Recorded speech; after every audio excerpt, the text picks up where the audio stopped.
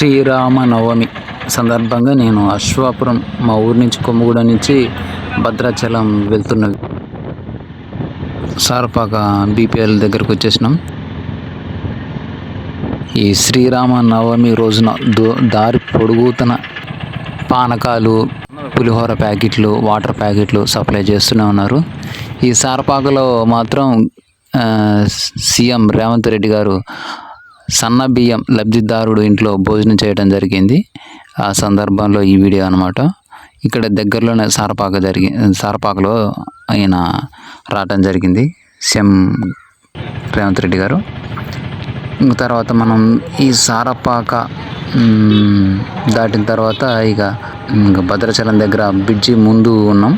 ఇంకా దారి పొడుగుతున్న మనకు వాటర్ ప్యాకెట్స్, పులిహోర, పానకం సప్లై చేస్తూనే ఉన్నారు. భద్రాచలం శ్రీరామనవమికి వచ్చిన వాళ్ళు మాత్రం ఖాళీ కడుపునైతే తిరిగి వెళ్ళరు, ఏదో ఒకటి తిని వెళ్తారు కంపల్సరీ. ఎందుకంటే దారి పొడుగుతున్న ఇంకా శ్రీరామ క్షేత్రంలో దారి పొడుగుతున్న ఆహార పొట్లాలు, పానకాలు ఇస్తూనే ఉంటారు. మొత్తానికైతే మనం శ్రీరాముని క్షేత్రానికి వచ్చేసినాం భద్రాచలం. ఇక్కడ దిగటం కూడా ఇక్కడ పులిహోర ప్యాకెట్లు పంచుతూనే ఉన్నారు. ఇక నేను చిన్నగా దిగి కామాన్ నుంచి నేను బయలుదేరుతున్నా. పోలీసు వాళ్ళు కూడా బందోబస్తుంది మంచిగా ఏర్పాట్లు చేయడం జరిగింది. ఇక ఎండాకాలం కావడంతో దారి పొడుగుతున్న కింద టెంట్ల కింద పోయే విధంగా ఎండ తాగలకుండా ఏర్పాటు చేయడం జరిగింది. ఇక మధ్యలో రాకపోకలు ఇబ్బంది అవుతుందని ఎక్కడ వెహికల్స్ అక్కడే బంద్ చేయడం జరిగింది. నేనైతే ఆకలి అవుతుందని కొంచెం పులిహోర తినడం జరిగింది. తిన్నోడికి తిన్నంత కావాల్సినంత ఫుడ్, ఆకలితో మాత్రం తిరిగి వెళ్ళరు, అది పరిస్థితి. ఇప్పుడే వెళ్తుంది అనుకుంటా సీఎం కాన్వాయ్. చూస్తున్నాను ఒక అంబులెన్స్ కొంత హడావుడిగానే ఉంది.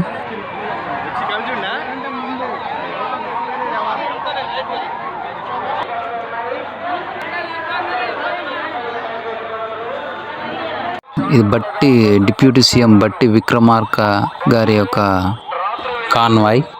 డిప్యూటీ సీఎం బట్టి విక్రమార్క గారి కాన్వాయ్ ముందు వెళ్ళింది సీఎం కాన్వాయ్. మనం భద్రాచలం ఇంత దగ్గర ఉండి మనం ఈ వీడియో చేయకపోతే బాగుండదు, కాబట్టి మనం ఈ వీడియో కవరేజ్ చేయాలని ప్రత్యేకంగా వచ్చా. మనకు లేట్గా అప్లోడ్ చేస్తున్న ఈ వీడియో ఫోన్ డిస్ప్లే పలిగిపోవటం వల్ల వీడియోస్ అన్ని కలెక్ట్ చేసి ఈ వీడియో అప్లోడ్ చేస్తున్నా.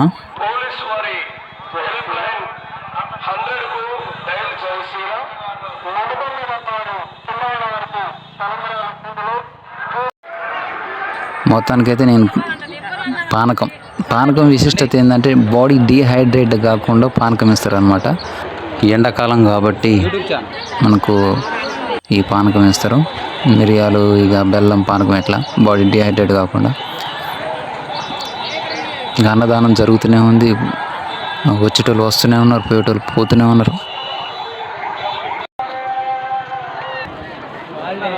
టెంపుల్ దగ్గరకు అయితే వచ్చేసినాం. ఇంక ఇక్కడే శ్రీరాముని కళ్యాణం జరిగే ప్లేస్ అనమాట. ఇక్కడ కనిపిస్తున్నది.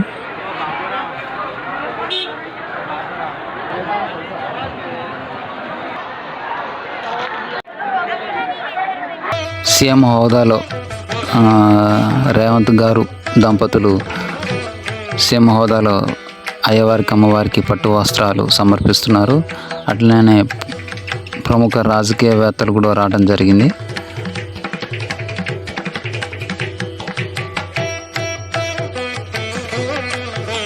పెళ్లి జరిగే కార్యక్రమం అన్నమాట.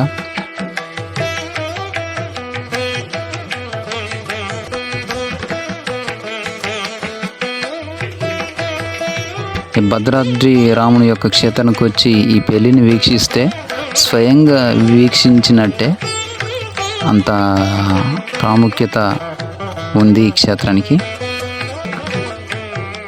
శ్రీరామ రామ రామేతి రమే రామే మనోరమే సహస్రనామ తత్తుల్యం రామనామ వరాననే. జై శ్రీరామ్. మన ముందుకు వెళ్ళిపోతున్న వాహనాలు అన్నమాట. శ్రీరాముని సేవలో ఊరేగింపుగా ఈ వాహనాల మీదనే ఉపయోగిస్తారు.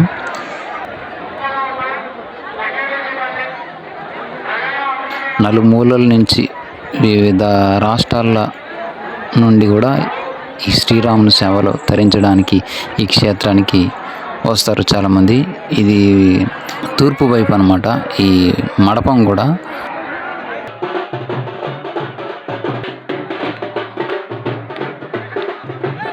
ఇప్పుడే పెళ్లి కార్యక్రమం అయిపోయిన తర్వాత స్వామివారిని గుళ్ళోకి తీసుకెళ్తున్నారు. శ్రీరాముని ఇంత దగ్గరగా చూడటం నా అదృష్టంగా భావిస్తున్నా. నేనైతే దగ్గర నుండి దర్శనం అయితే చేసుకున్నాను మొత్తానికి.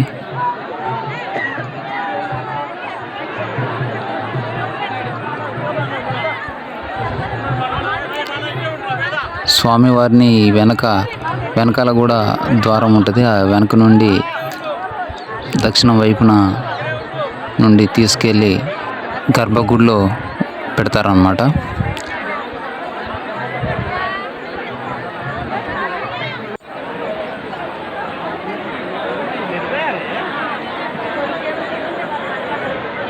ఇదే కళ్యాణం జరిగిన మండపం. గుడికి తూర్పు వైపున మండపం ఉంది అన్నమాట. ఆ మండపంలో ఈ పెళ్ళి జరిగింది. శ్రీరామనవమి కళ్యాణం. గుడికి తూర్పు వైపు భాగం ఇది. ఇక గుడికి వెనకాల వైపు ఇంకా షాపులు ఉన్నాయి. కావలసిన వస్తువులు, దేవుని చిత్రపటాలు మొదలైనవి కొనుక్కోవచ్చు. ఇది గుడికి దక్షిణం వైపు ఉన్న భాగం. ఈ వెనక వైపు కూడా ఇక్కడ లడ్డు ప్రసాదాలు ఇస్తారు.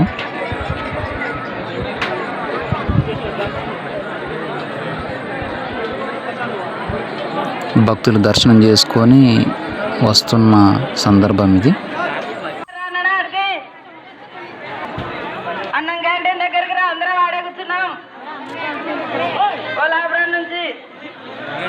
ఇది మాత్రం గుడికి ఉత్తర వైపు ఉన్న వైపు భాగం అన్నమాట. ఇది గుడికి ఉత్తరాన మనం పక్కన దారి ఉంటుంది. ఇది గుడికి ఉత్తర దిక్కున ముఖం.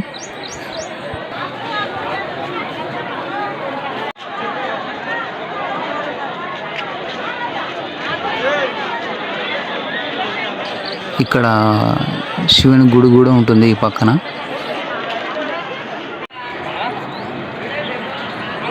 నేనైతే దర్శనం చేసుకున్నా. ఇక్కడ కనిపించే ఈ పైన బిల్డింగ్ నుంచి చూస్తే టెంపుల్ మొత్తం కనిపిస్తుంది. ఇక నేను కిందకు వచ్చిన.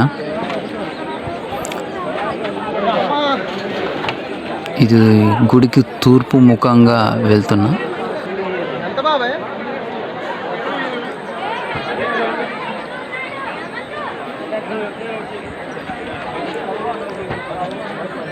గుడికి లోనకి వెళ్ళాలంటే తూర్పు ముఖంగా నుంచి దారి ఉంది. ఆ విధంగా మనం భక్తులు పోవడానికి క్యూ లైన్లు ఏర్పాటు చేయడం జరిగింది. ఆ క్యూ లైన్లో మనం వెళ్తున్నాం అన్నమాట. మన ఫ్రెండ్స్ ఇక్కడే నెల్లూరు కుర్రాళ్ళు మనకు కనిపించడం జరిగింది. వాళ్ళు కూడా నెల్లూరు నుంచి వచ్చారు. వీళ్ళే అనమాట నెల్లూరు కుర్రాళ్ళు. సరదాగా వాళ్ళతో కాసేపు ముచ్చటించానమాట.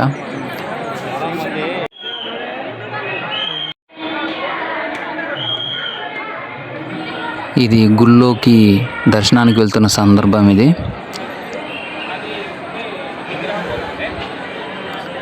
దర్శనం చేసుకొని ఇక బయటికి వచ్చా. దక్షిణ ముఖంగా ఉన్న వైపు దర్శనం చేసుకొని కాసేపు పక్కన కూర్చొని ఉన్నా. మొత్తానికైతే నా దర్శనం అయితే అయిపోయింది. ఇక నేను చిన్నగా బయటికి వెళ్తున్నా దర్శనం చేసుకొని ఇంటికి వెళ్దామని. ఇక దారిలో పొడుగుతున్నాయి. ఇక జనాలు కూడా కొంచెం పలచబడ్డరు. దర్శనం చేసుకున్న వాళ్ళు క్యూ లైన్లో అయితే ఉన్నారు. ఎందుకంటే చాలా దూర ప్రాంతాల నుంచి వస్తారు కదా, వాళ్ళు దర్శనం చేసుకోకుండా వెళ్ళరు కదా. సో వాళ్ళు నేను దర్శనం చేసుకొని వచ్చేసిన. మిగిలిన వాళ్ళు ఇట్లా క్యూలో లైన్లోనే ఉన్నారు. ఇంకా ఇక్కడ రామాలయం టెంపుల్లో ఉన్న గోపురం మానవ నిర్మితం కాదు. ఎందుకంటే శ్రీరాముడు కలలో కనిపించి గోదావరి నది దగ్గరికి వెళ్ళి నామజపం చేస్తూ నమస్కరించి చేతులు చాపితే సుదర్శన చక్రం చేతిలోకి వస్తుంది. దాన్ని మాత్రమే గోపురంగా పెట్టాలని చెప్పటంతో ఆ సుదర్శన చక్రాన్ని గోపురంగా ఉంచడం జరిగింది. ఇక్కడ లడ్డు ప్రసాదం, అలానే అమ్మవారి అయ్యవారి యొక్క తలంబ్రాల కోసం వేచి ఉన్న జనం. నేనైతే కరకట్ట పైనకి రావడం జరిగింది. కరకట్ట పైన ఇలా చాలా రామాయణ ఘట్టాలు చూపించడం జరిగింది. అందులో భాగంగా మనం ఇప్పుడు చూస్తున్నది శ్రీరాముడు అరణ్యవాస క్రమంలో అరణ్యంలో సుగ్రీవుడు అలానే హనుమంతుడు శ్రీరాముణ్ణి కలుసుకున్న సందర్భం ఇది. ఇక్కడ కనిపిస్తున్న దృశ్యం సీతమ్మ వారికి ఆంజనేయ స్వామి లంకలో అశోకవనంలో రాముడు ఇచ్చిన ఉంగరం గుర్తుగా ఇవ్వటం, అలానే లక్ష్మణస్వామి మూర్చిపోయినప్పుడు సంజయును పర్వతం తెచ్చే దృశ్యం. గోదావరి చాలా బాగుంది. బోటింగ్ కూడా జరుగుతుంది ఇక్కడ. అందరూ ఈ క్షేత్రాన్ని తప్పకుండా దర్శించండి.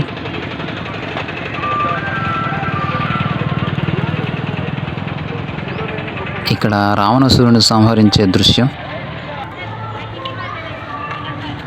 భక్తులు ఈ నదిలోనే గోదావరి నదిలో పుణ్యస్థానాలు ఆచరించి దర్శనానికి వెళ్తూనే ఉన్నారు.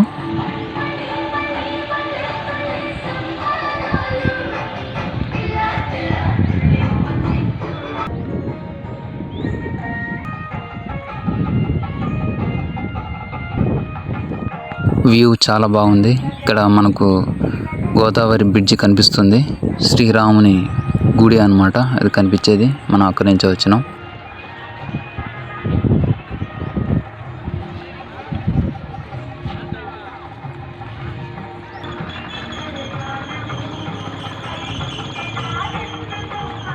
ఇక్కడ శ్రీరామునికి పట్టాభిషేకం చేస్తున్న దృశ్యం. చాలామంది భక్తులు పుణ్యస్థానాలకు వచ్చారన్నమాట. ఈ కరకట్ట పైన మంచిగా రామాయణంలోని దృశ్యాలు విగ్రహ రూపంలో మనకు కరకట్ట పైన నిర్మించడం జరిగింది. ఇది కనిపించేది బీపీఎల్ సారపాక అన్నమాట. ఈ భద్రాచలం క్షేత్రం మాకు దగ్గరగా ఉండటం అనేది గొప్ప అదృష్టం. కరకట్ట మధ్యలో నుంచి వెనక్కి వెళ్తున్న మాయా లేడిని కోరిన సీత, ఇది రామాయణంలోని అరణ్యవాసంలోని ఘట్టం. తర్వాత ఇది భరతుడు రాజ్యాధికారం దక్కినా కూడా తన అన్నగారైన శ్రీరాముని యొక్క పాదరక్షకలు తీసుకొని రాజ్య పరిపాలన చేస్తాడనమాట. గోదావరి కరకట్ట మధ్యలో నుంచి తిరిగి మళ్ళీ మొదటికి వచ్చేసినాం. తిరుగు ప్రయాణంలో మొదట ఎక్కడి నుంచి గుడికి ప్రవేశ మార్గం ఉందో చివరికి అక్కడే ప్రవేశ మార్గం నుంచి చివరికి వచ్చేసినాం. తిరుగు ప్రయాణంకి సిద్ధమవుతున్నాం. బస్ స్టాప్ ఇక్కడ బస్సులు ఆగుతాయి. బస్ ఎక్కిన ఇది గోదావరి నది పైన view. Thank you for watching. జై శ్రీరామ్.